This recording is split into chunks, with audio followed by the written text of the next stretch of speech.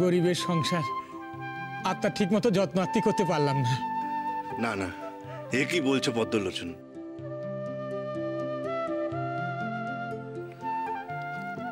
তোমার মেয়ের হাতে জাদু আছে।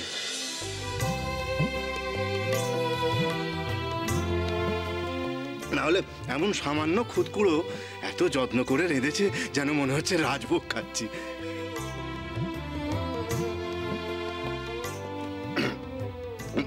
তোমাদের তোমাদের এই ছোট্ট সংসারে দেখলেই মনে হয় যেন যেন রাজ সুখ পাওয়া যায়।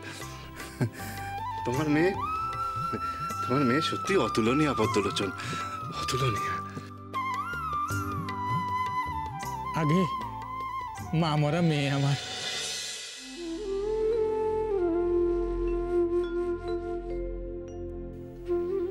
অভাবের সংসারে যা পায় তাই দিয়েই সাজায়।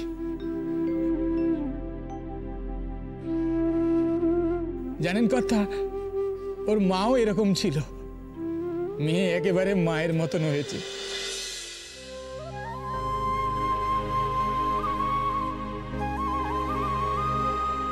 আপনাকে একটু ভাত দিই? না না না মা, এই যথেষ্ট, আমার এই যথেষ্ট। পদ্মলোচন, যদি কিছু মনে না করো, আমার একটা বিশেষ অনুরোধ আছে। এ কি বলছেন কথা? আপনি এত বড় ঘরের মানুষ, আপনি অনুরোধ কেন করবেন? আমায় আজ্ঞা করুন। বড় ঘরই সবকিছু নয় পদ্মলোচন, আসল হলো বড় মন। তোমার এই ছোট্ট সাজানো গোছানো সংসার দেখে আমি বড় মুগ্ধ হয়েছি।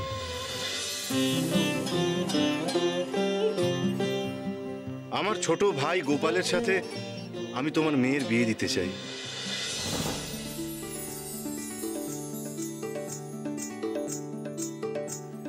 তুমি কিন্তু অমত করো না পদ্মলোচন, হ্যাঁ?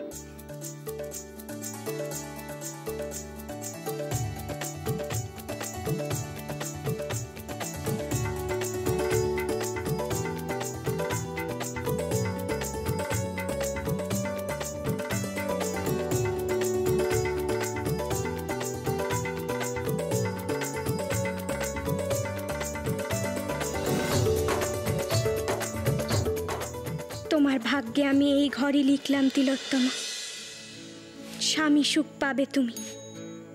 যে সংসারে তোমার পা পড়বে সেটাই হবে লক্ষ্মীর সংসার। তোমার কল্যাণ হোক।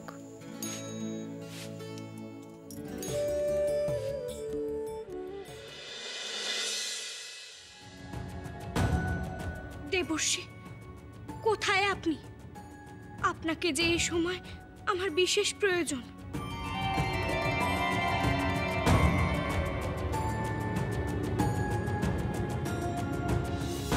नारायण नारायण। प्रणाम माता।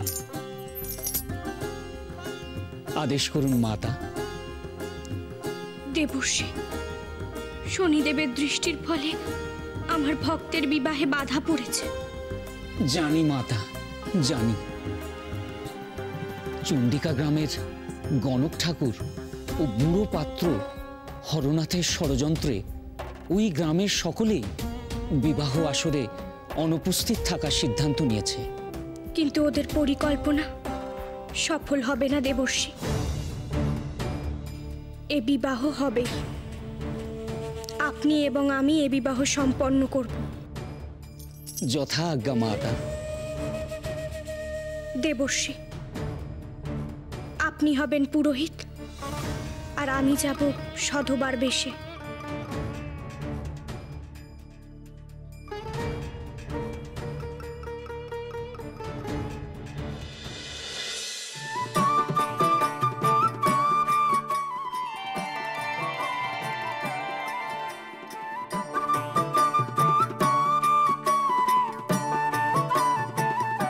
দেখুন মাতা, দেখুন এই বেশ যথার্থ কিনা।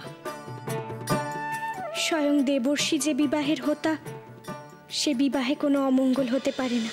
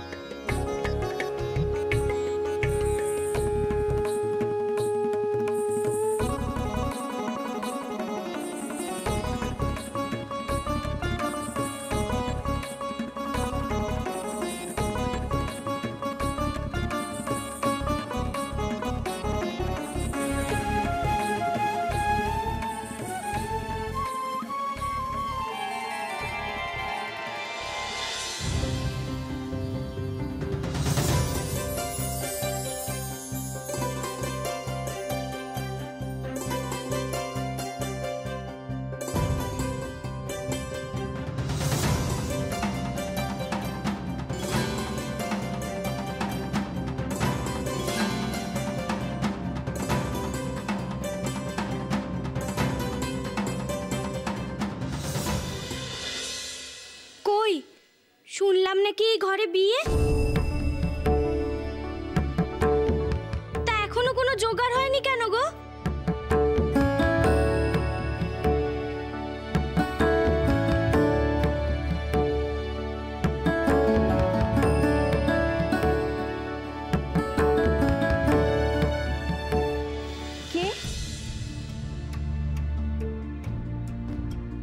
কে আপনারা? আসুন আসুন আসুন মা। ইনি হলেন জমিদার গিন্নি।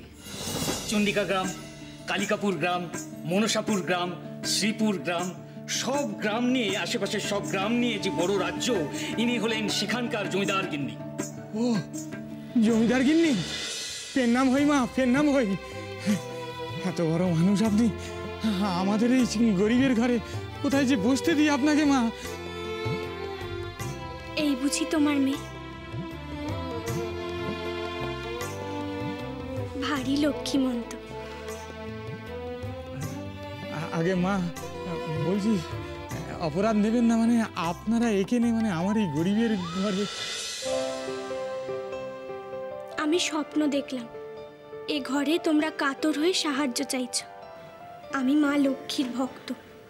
মা লক্ষ্মী আমাকে স্বপ্নে আদেশ করলেন এ ঘরে আসতে, তাই চলে এলুম। দেখলে বাবা, দেখলে মায়ের কি অসীম করুণা। সবাই আমাদের এক ঘরে করলেও মা কিন্তু তা করেননি। জানেন মা, এ গায়ের একটা মানুষও এই বিয়েটা মেনে নেয়নি, তাই কেউ আসেনি। এই বিয়ের এত জোগাড় যন্ত্র, একটা পুরুত ঠাকুর তাও আমি পাইনি। মেয়েটাকে যে কেউ কোণের সাজে সাজিয়ে দেবে এমন কোনো মানুষও নেই। আমি তোমাকে সাজাবো মা। স্বয়ং মা লক্ষ্মী যা সহায়, তার আর অভাব কিসের?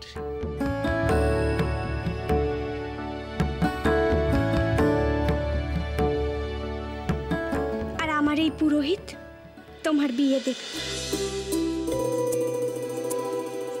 দেখি এ বিয়ে কে আটকায়।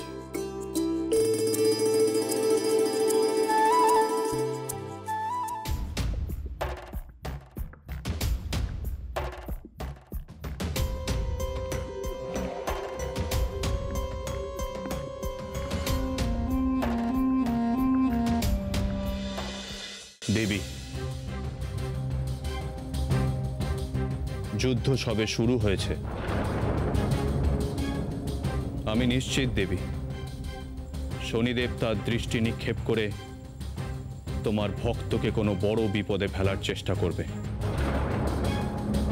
এভাবে তুমি শনিদেবের অধিকারে হস্তক্ষেপ করে উচিত কার্য করোনি।